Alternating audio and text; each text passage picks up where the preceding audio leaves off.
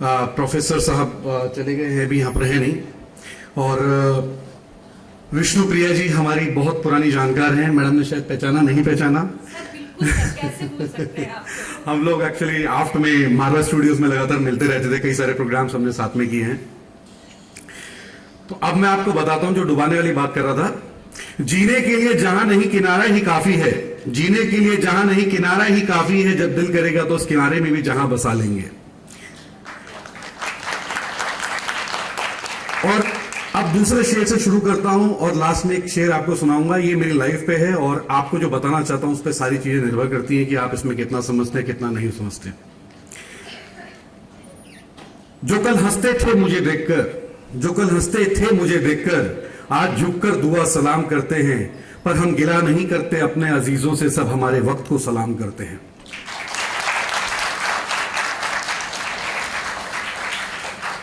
तो ये बहुत ही प्यारा दिन है मेरे लिए, क्योंकि आप लोगों से कनेक्ट होने का मौका मिला। और कहते हैं जो आवत है वो पावत है। कई सारे स्टूडेंट्स पहले बैठे हुए थे, चले गए हैं, अब जो बैठे हैं वो बहुत सारा ज्ञान लेके जाएं, मैं चाहता हूं।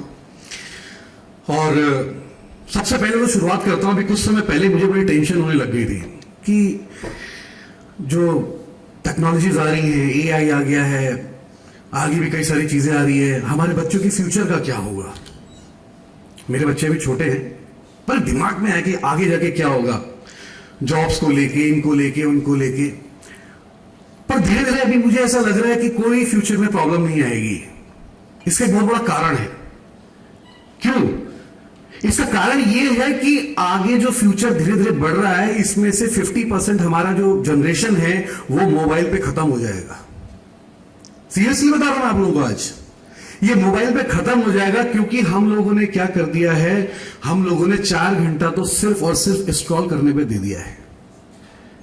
छोटे बच्चों को हम लोग सोचते हैं, जैसे हम, मेरे बच्चे छोटे हैं, मैं, आप लोग शायद हैं नहीं है, होंगे, तो आजकल मदर फादर क्या सोचते हैं कि यार थोड़ा देर बच्चे शांत हो जाएंगे, मोबाइल दे दो। और मोबाइल क्या है, हैबिट में आ गया बच्चे की। वो मोबाइल देख रहा है तो खाना खा रहा है, वो मोबाइल देख रहा है तो चुपचाप बैठा है, मोबाइल नहीं है।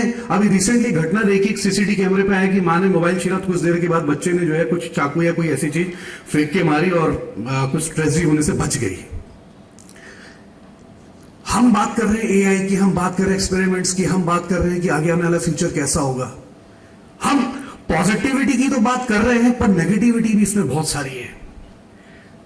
आज हमारे देश में पत्रकार, जो हम पत्रकारिता के हमने शोध किया, हमने काम किया, हम लोग पुलिस स्टेशन जाते थे, वहां से एफआईआर की कॉपी निकालते थे, हम लोग कोर्ट जाते थे, कोर्ट में से कोर्ट की जो केसेस चल रहे थे उनकी डिटेल्स निकालते थे और टाइपराइटर में टाइप करते थे, उसके बाद रिपोर्ट बनती थी। आप लोगों को शायद पता भी नहीं होगा, मैं आपको ये इसलिए बता रहा हूं कि टाइपराइटर से आज टच स्क्रीन तक आ गए हम लोग।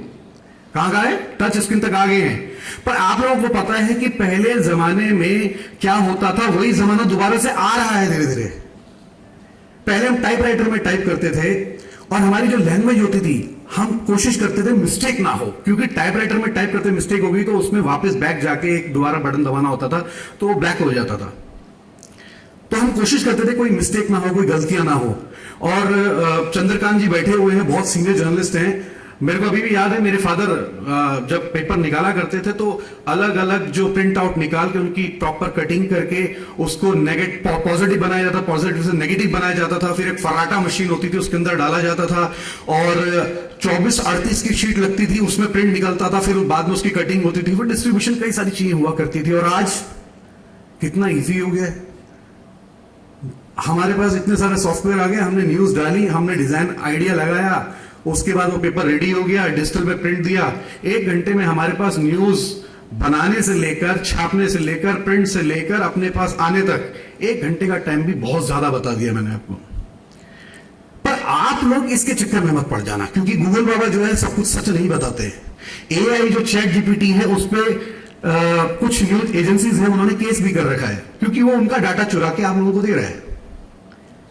आप सोचते हैं चैट जीपीटी से हमने बहुत अच्छी प्रेजेंटेशन बना ली है, बहुत अच्छा हमने न्यूज बना लिया। क्यों?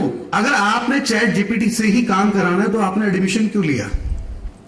आज से करीबन 8-9 साल पुरानी बात है, एक बच्चा मेरे पास आया, तो मैं ऐसी लेक्चर दे रहा था एक जगह पे, एक यूनिवर्सिटी के अंदर, बोला सर हम मीडिया में कब आएंगे।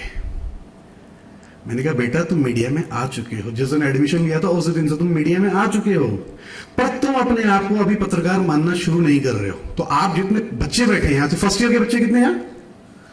अच्छा, लगभग सारे फर्स्ट ईयर के ही हैं। तो अब आप अगर ये सोचोगे कि हम पत्रकार बनेंगे, तो बनेंगे मतलब बहुत लंबा समय लग जाएगा। अगर आपने आज ही मान लिया कि आप पत्रकार हैं, तो आप आज से ही अपनी तैयारी शुरू करो। डेली कम से कम आप एक टॉपिक को लेके एक आर्टिकल लिखो। और आप में से मैं जानता हूं कि सारे बच्चे पत्रकार नहीं बनेंगे। आप में से 30% बच्चे प्रिंट मीडिया में जा सकते हैं, 30% बच्चे इलेक्ट्रॉनिक मीडिया में जा सकते हैं, 30% डिजिटल मीडिया में जा सकते हैं। बचे हुए 10% कोई मॉडल बन सकता है, कोई एक्टर बन सकता है, कोई डायरेक्टर बन सकता है, कोई किसी भी फील्ड में जा सकता है। हर किसी के अंदर अपनी एक अलग पोटेंशियल है, हर किसी का अपना एक अलग पैशन है।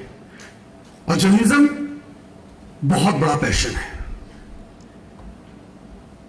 आप समझ रहे हैं मेरी बात? जर्नलिज्म एक बहुत बड़ा पैशन है, पागलपन है। ये इसलिए नहीं है कि मुझे अमीर बनना है, मुझे फेमस होना है, मैं अपने लिए कर रहा हूं। जर्नलिज्म ये है कि मुझे अपने समाज के लिए कर रहा है, मुझे अपने प्रशासन के लिए करना है, मुझे गरीब आदमी की आवाज बनना है, मुझे समाज की आवाज बनना है, मुझे समाज का आईना बनना है। यह है जर्नलिज्म। अगर आप ये सोचते हैं कि मुझे गरीब की मदद करनी है और ये सारी चीजें करनी है, तो आप इस प्रोफेशन में बिल्कुल सही जगह आए हैं। और आप सिर्फ ये सोच के आए हैं नेम एंड फेम, वो गलत कर रहे हैं आप में से कितने बच्चे प्रिंट मीडिया में जाना चाहते हैं? 1 2 3 4, बस 4 5। आपको पता है डिजिटल मीडिया, इलेक्ट्रॉनिक मीडिया में भी तभी जा सकते हैं जब आपको प्रिंट की नॉलेज हो। अगर आपको प्रिंट की नॉलेज नहीं है तो आप डिजिटल मीडिया और इलेक्ट्रॉनिक मीडिया में जा ही नहीं सकते हैं। आजकल क्या है, सबको सिर्फ एक चीज, टीवी में दिखना है। दिखना है, यही चाहते हैं, टीवी में दिखना है। हाथ में माइक हो, चाहे हम स्टूडियो में बैठे हो। आपकी जगह तो अभी एआई एंकर ले लेंगे, क्या करोगे? स्टूडियो को विजुअल स्टूडियो बना दिया जाएगा। अभी देखो आज तक पे एंकर आती है। आपको तो चाइना और कोरिया में 90% एंकर्स जो है वो एआई है, और इंडिया में भी शुरू हो गया है। तो अगर आप ये सोच के अपना करियर आज से डिसाइड कर रहे हो कि हमें जो है सिर्फ स्टूडियो में बैठ के या फिर रोड पे माइक पकड़ के हमने न्यूज बतानी है, तो आपके लिए बाद में बहुत सारी प्रॉब्लम्स आ जाएंगी। और उन प्रॉब्लम्स को जब आप फेस करोगे तो आप टूट जाएंगे, आप हारने लगेंगे। आपको लगेगा यार मेरे साथ ही ऐसा क्यों हो रहा है, क्योंकि ये चीजें हम झेल चुके हैं, समझ चुके हैं। इसलिए मैं आपको बता रहा हूं कि आज से ही आप क्या करो, 2 चीजों पे तो बड़ा ध्यान दो। पहली बात यह है कि आप पढ़ना सीखो, लर्निंग। अगर आपने लर्न कर लिया देन डेफिनेटली आपको आगे होने वाली चीजों का पता रहेगा। हमारे समय में पत्रकार किसे बोलते थे? जिसके हाथ में खबर है, न्यूज है, धमाका है कि वो खबर अगर छप गई तो ऐसा हो सकता है, वो खबर छप गई तो वैसा हो सकता है। दूसरी चीज रिसर्च।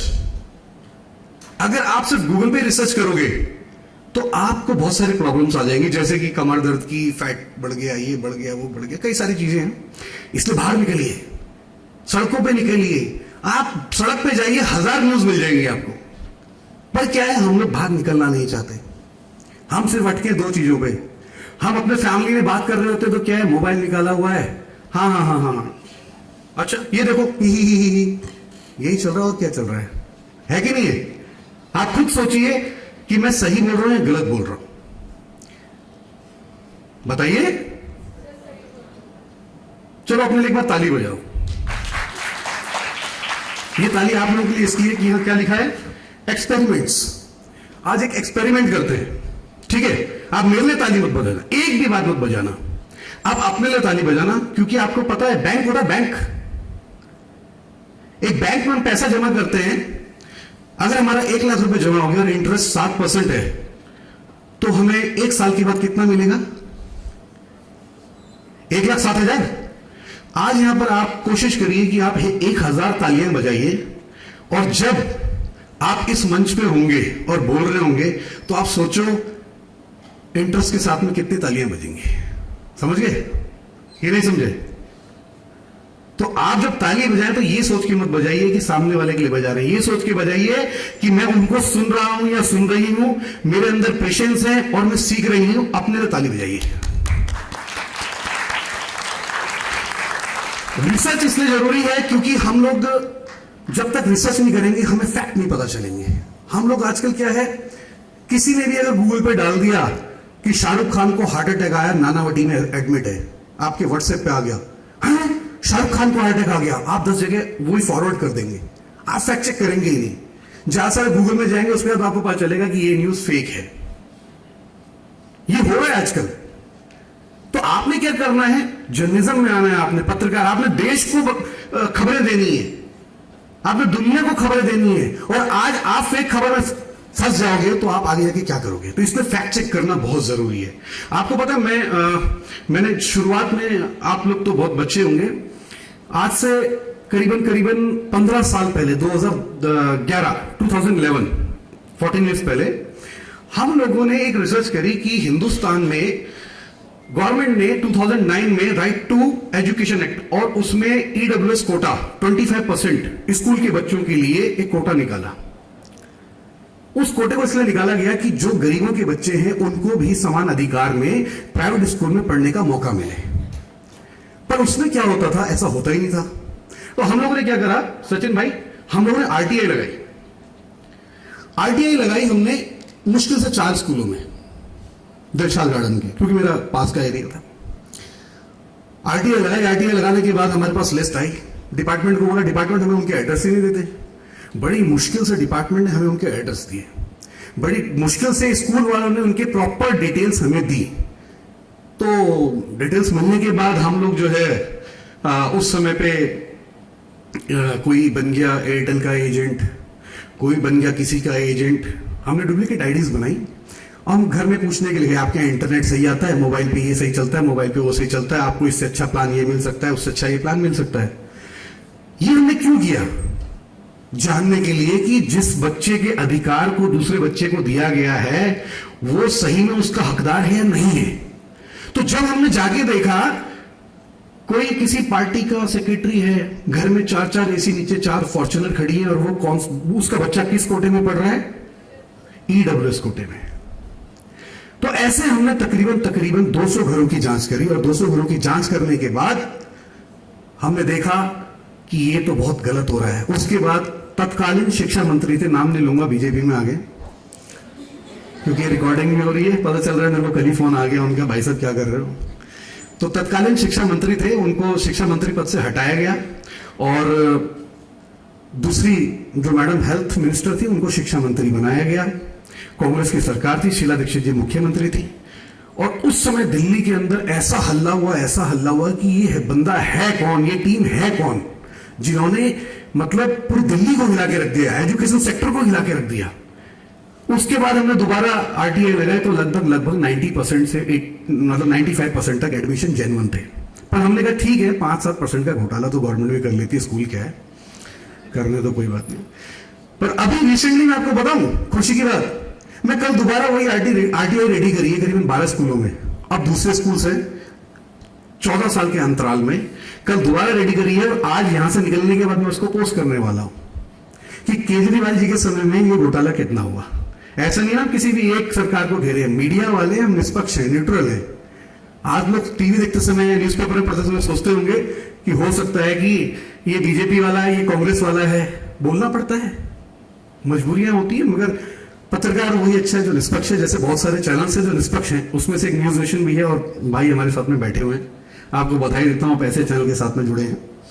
तो ये ऐसी बहुत सारी चीजें हैं। देखिए मेरे पास आपसे बात करने के लिए बहुत सारी चीजें, मगर क्या है कि जैसे समय का अभाव भी है, तो मैं आपको थोड़ा सा इंट्रोडक्शन अपना भी देता हूं, अपने ऑर्गेनाइजेशन का देता हूं। Newspapers association of India Hindustan की दूसरी सबसे पुरानी मीडिया ऑर्गेनाइजेशन है, जो पत्रकारों के हित के लिए शुरू हुई और 1993 में रजिस्टर्ड हुई। 86 में शुरू हुई थी, 93 में रजिस्टर्ड हुई, और पूरे हिंदुस्तान में तकरीबन 4,500 newspapers, magazine, social media platforms, news channels हमारे साथ में जुड़े हुए हैं as a member, associate members. और आपको बड़ी खुशी होगी कि हमारे साथ में अभी हमने 2 साल पहले एक मुहिम शुरू करी कि जो मीडिया के स्टूडेंट्स हैं हम उनको अपने साथ जोड़े, कि कई सारे मीडिया स्टूडेंट्स हैं, वो कोई डॉक्यूमेंट्री बना रहे हैं, शॉर्ट फिल्म बना रहे हैं, कुछ बना रहे हैं, तो पुलिस परेशान करती है, प्रशासन परेशान करता है, तो उन लोगों को हमने मेंबर, हमारे पास आए स्टूडेंट जो मेरे पास इंटर्नशिप करते थे। अच्छा, आप बड़ी अच्छी चीज बताओ, मेरे पास इंटर्नशिप करने वाले बच्चे TV9 में प्रोड्यूसर हैं, जी में है, News 24 में है, कई जगहों पे हैं, और तकरीबन 1500 बच्चों को हम लोग ऑनलाइन इंटर्नशिप करा चुके हैं। और हिंदुस्तान के अंदर तकरीबन 7 यूनिवर्सिटीज और 100 से ज्यादा इंस्टीट्यूट है जिनके साथ हमारी एक तरीके से आप समझ लीजिए कि MOU चल रहा है। तो हो सकता है कि आप में से कुछ स्टूडेंट होंगे जो हमारे पास इंटर्नशिप करने के लिए आएंगे। आज हम लोग यहाँ पर एक दूसरे को बात कर रहे हैं, कल हो सकता है कि आप बराबर में बैठ के मुझसे सवाल करें कि सर ये चीज, ये न्यूज है या ये चीज है, इसको कैसे करना है। हो सकता है ना, मेरी आवाज आप दम नहीं है। आप, मैं सच बताऊं, मैं अभी रिसेंटली एक यूनिवर्सिटी हो, क्या नाम नहीं लूंगा तो आप बोलोगे वहां के बच्चे ज्यादा अच्छे होंगे, बच्चे आप भी अच्छे हैं। उनको बोला कैसा लगा, सर बहुत अच्छा। जैसे आप अभी क्या, जैसे अभी सामने बैठे हैं और मैं यहां खड़ा हूं, तो एक समय पे जब रेडियो चलता था तो क्या चलता था, आप सुन रहे हैं आकाशवाणी, आज के हिंदी के मुख्य समाचार इस प्रकार हैं, ऐसे चलते थे। आपने कभी पुराने सुने हो?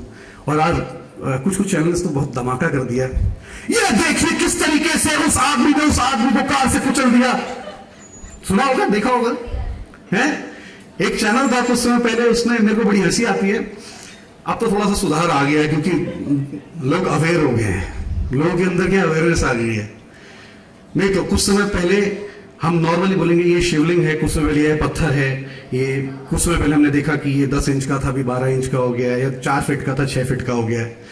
तो चैनल का जो बताने का तरीका था, जैसे आप बोले थे ना, चिल्ला के बोलना पड़ा भीड़ में, तो इसलिए मेरे को वो थोड़ा वाक्य उस समय याद आ गया था, तो अभी दिमाग में आ गया। तो एक पत्रकार थे, तो उनको प्रेजेंट करना था कि ये मंदिर चमत्कारी मंदिर है, और इस चमत्कारी मंदिर में ये पत्थर जो है ये 4 फुट का था से 2 साल पहले, और 6 फीट का हो गया है। मैं, चॉकलेट मिल गई आपको? नहीं मिली? चॉकलेट मिली? ठीक है, गुड। हाँ ठीक है, गुड। तो उसमें क्या बोला कि किस तरीके से बोला, ये देखिए ये पत्थर, चमत्कारी पत्थर किस तरीके से 2 इंच बढ़ गया है, 2 फुट बढ़ गया है। तो हम लोग देख कितना हंसे, हमने कहा ये जर्नलिज्म हो ही नहीं सकती है। क्यों हो सकती है? ये कॉमेडी शो हो सकता है। तो ऐसी कई सारी चीजें थी, हमने उनका खंडन किया और चीजें आगे बदली।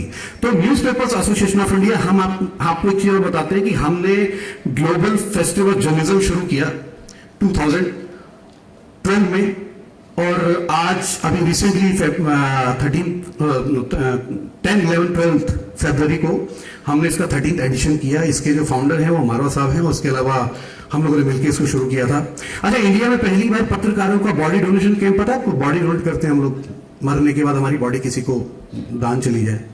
पत्रकार को नहीं सुना होगा, आप पढ़िएगा, गूगल पे डालिएगा, इंडिया में पहली बार बॉडी डोनेशन कैंप लगाया हम लोगों ने। और लोगों ने मेरे को बोला पागल है यार, कौन करेगा? मैंने कहा मैं तो नहीं करूंगा, वो ऊपर से आदेश आया है, कह रहा तू भी बाबा बन गया। मैंने कहा बाबा नहीं बन गया, भगवान कहता है तू आओ एक पग में आऊं पगसार, कि आप किसी के अच्छे काम के लिए एक कदम बढ़ाइए, भगवान उसे पूरा कर देगा। और जयपुर के अंदर 3 accredited journalist, government accredited journalist थे, उन्होंने अपनी बॉडी डोनेट करी। आज से 8-10 साल पहले उनकी बॉडी SMS हॉस्पिटल को जा भी चुकी है। और वो बॉडी किस यूज में आई? रिसर्च के। हमारे इंडिया के अंदर बच्चों के पास बॉडीज नहीं रिसर्च के लिए, इसलिए फॉरेन पढ़ाई करने जाते हैं, इंडिया में बहुत कॉस्टली पड़ जाती है। तो हमारा मोटिव ये नहीं है जर्नलिज्म का। जर्नलिज्म बेसिकली क्या है, पूरा ग्लोब, पूरा वर्ल्ड, हर एक चीज में जर्नलिज्म है। आज टूरिज्म जर्नलिज्म देखिए ना कितनी आगे बढ़ गई है। टूरिज्म जर्नलिज्म, आप किसी भी अभी हाल ही में मेरे को मेटा का एक कुछ वो ग्लास लगाते हैं ना, VR, तो मेरे को बोला सर आपको मैं जो है पोलैंड घुमा के लाता हूँ। मैंने पोलैंड घुमा के लाता हूँ, मैंने कहा टिकट, अरे सर सब हो जाएगा। मैंने कहा अच्छा कल मिलेंगे। वो नेक्स्ट डे सर मेरे को मिला और उसने मेरे को VR लगाया। मैंने कहा ये क्या है? बोला सर आप 5 मिनट रुको बस। मेरे को पता नहीं था, मैं ऐसे खड़ा था।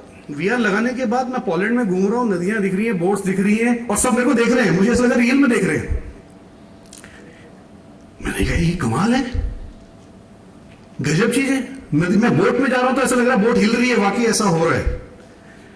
तो ये एक्सपेरिमेंट है, ये फ्यूचर है हमारी टेक्नोलॉजीज का। अब कुछ समय के बाद आपका जो एंकर होगा, आप अपने मोबाइल पे बोलेंगे, जैसे हम बोलते हैं ना हे सिरी, मैसेज, हे सिरी कॉल, आप बोलेंगे hey Siri I just want to know about my area news. वो पूछे कौन से एंकर से, अनिल, सुनील, रीता, गीता, आप बोलेंगे इससे। तो वो आपको आपके क्षेत्र की न्यूज आपके तरीके से आपकी भाषा में बताएगी। ये होगा एक्सपेरिमेंट मीडिया में न्यूज का। तो ऐसे बहुत सारी चीजें, बस मैं आपको एक चीज बोलना चाहता हूं क्योंकि समय काफी लंबा हो गया है, लंच का समय भी आप निकल गया, आप लोगों को भूख भी लगी क्योंकि आपकी आवाज भी नहीं आ रही है, देखा मैंने। तो नेक्स्ट सेशन में शायद आपकी आवाज आ जाए। बस एक चीज बताना चाहता हूं, आप कोशिश करिए, बस कोशिश करिए कि आप जॉब मांगने वाले ना बने, जॉब देने वाले बने। आप मेरे लिए तालियां बजाइए। दूसरी चीज, ये जरूर अपने जहन में रखिए, जरूर सोच के चलिए, हर एक कदम पे ये सोचिए, आप जिस भी क्षेत्र में जाएं, आप जिस भी जगह पे जाएं, आप जिसके लिए भी काम किए, या तो उस चीज के लिए इतिहास बना दें या इतिहास बन जाए जो कि जमाना आपको जिंदगी भर याद रखे। स्वामी विवेकानंद को देखिए, आज दुनिया जानती है, इतिहास बनाया इन्होंने और इतिहास बन भी गए। तो काम ऐसे करिए, या तो इतिहास बना डालो या इतिहास बन जाओ। और आप मीडिया के स्टूडेंट्स हो, मैं मीडिया ऑर्गेनाइजेशन में जनरल सेक्रेटरी हूं न्यूज़पेपर्स एसोसिएशन ऑफ इंडिया का, तो मैं आपको आज भी ये भरोसा दिलाता हूं, पत्रकारों की मदद, पत्रकारों के हित के लिए या तो मैं इतिहास बना डालूंगा या तो मैं इतिहास बन जाऊंगा। Thank you. अब आप सोच रहे होंगे मैं खड़ा क्यों, मैं अपनी जो शायरी थी आपको बोलता लास्ट में बोल के जाऊंगा। मैंने आपको पहले सुनाया था, जो हंसते थे मुझे देखकर आज झुककर दुआ सलाम करते हैं, मुझे गिला नहीं, अपने अजीजों से सब मेरे वक्त को सलाम करते हैं। मैं इतना बिगड़ा हुआ बच्चा था, मेरी कॉलोनी के सारे माँ बाप मतलब अदर पेरेंट्स बोलते थे विपिन के साथ मत खेलो, किसी के साथ भी खेल लो। तो उस समय पे मैं ये सोचता था, उस समय मैंने लिखा था, जो आज हंसते हैं मुझे देखकर कल झुककर दुआ सलाम करेंगे, पर फिर भी मैं गिला नहीं करूंगा अपने अजीजों से, सब मेरे वक्त को सलाम करेंगे और वो वक्त आ गया है। Thank you.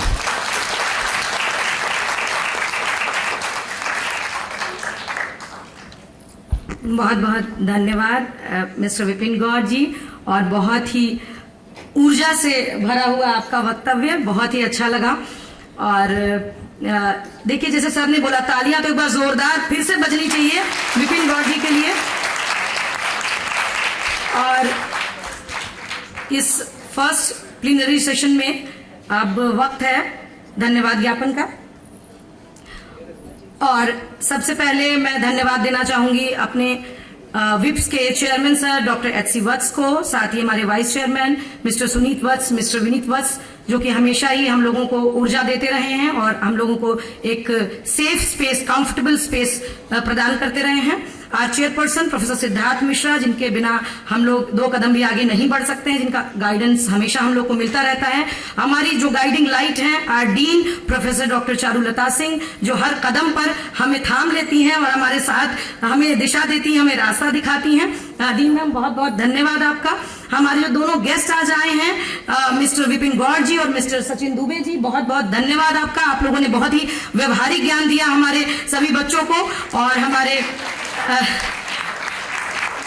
हमारे जो कॉन्फ्रेंस के कन्वीनर हैं प्रोफेसर डॉक्टर रमेश कुमार शर्मा, जिन्होंने अभी तक 11 कॉन्फ्रेंस करवा दी है हमारे इस विप्स टीसी में, एक बार जोरदार तालियां उनके लिए। और हमारे को कन्वीनर डॉक्टर अतुल उपाध्याय जी, हमारी जो ऑर्गेनाइजेशन जो कॉन्फ्रेंस की सेक्रेटरी हैं डॉक्टर अनुराधा मिश्रा जी, जिन्होंने बहुत मेहनत की है इस बार। जोरदार तालियां सभी के लिए बजनी चाहिए।